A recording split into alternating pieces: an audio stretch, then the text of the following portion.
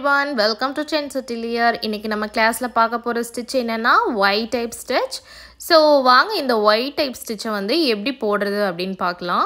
First நான் இப்போ காட்டியிருக்கிற மாதிரி ஒரு ரெண்டு லைன் போட்டுக்கோங்க. So நம்ம ஸ்டார்ட் பண்ண போறது வந்து first lineல இருந்து தான் ஸ்டார்ட் பண்ண போறோம். ஓகே, எடுத்தோனே நான் என்ன பண்றேன்னா first lineல ஒரு lock stitch போட்டுக்கிறேன். ரொம்ப பக்கத்துலயே போட்டுக்கோங்க.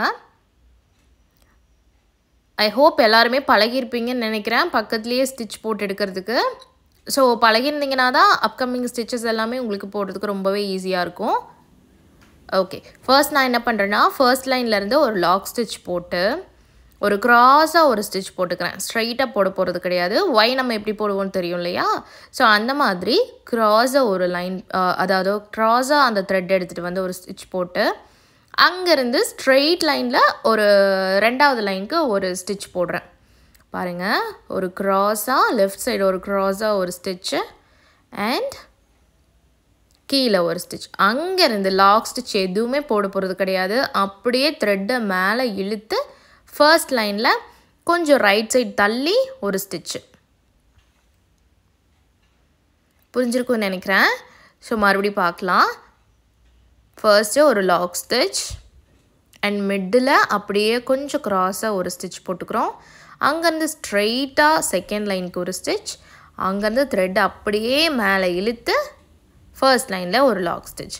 ஸோ இங்கே வந்து என்னென்னா லாக் ஸ்டிச் வேறு எங்கேயுமே போட போகிறது கிடையாது. ஃபர்ஸ்ட் லைனில் மட்டும் ஸ்டார்டிங் அண்ட் எண்டிங் பாயிண்டில் மட்டும் நம்ம வந்து லாக் ஸ்டிச் போட்டுக்கிறோம். ஸோ இந்த ஸ்டிச்சு போட்டு பழகினீங்கன்னா தான் அப்கமிங் ஸ்டிச்சஸ் எல்லாமே உங்களுக்கு ஈஸியாக இருக்கும். அண்ட் இதுதான் அதோட பேஸ்.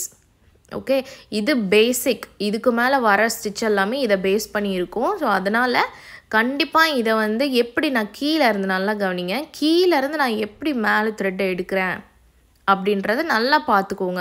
உங்களுக்கு வரல அப்படின்னா திரும்ப திரும்ப அதை ப்ராக்டிஸ் பண்ணி கற்றுக்கோங்க. பாருங்கள், சென்டரில் ஒரு ஸ்டிச் போட்டு மறுபடியும் கீழே ஒரு ஸ்டிச் போடுறேன். அங்கேருந்து த்ரெட்டை அப்படியே மேலே இழுக்கிறேன்.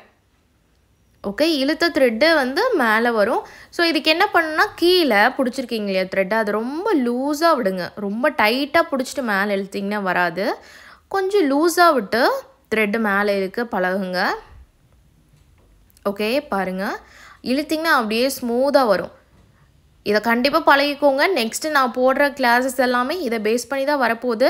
ஸோ அதனால் நல்லா பழகிக்கோங்க. ஓகே, நான் எண்ட் பண்ணும்போது என்ன பண்ணுறேன்னா மேலே அங்கே ஒரு எண்ட் நாட் போட்டு நான் எண்ட் பண்ணிடுறேன்.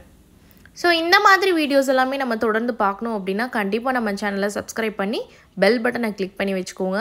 அண்ட் வீடியோஸ் யாருக்காவது தேவைப்பட்டுச்சு அப்படின்னா, அதாவது ஆரி கற்றுக்கிறதுக்கு ரெடியாக இருக்காங்க இல்லையா, அவங்களுக்கு எல்லாமே இந்த வீடியோஸை ஷேர் பண்ணி விடுங்க. ஸோ தேங்க்யூ ஃபார் வாட்சிங்.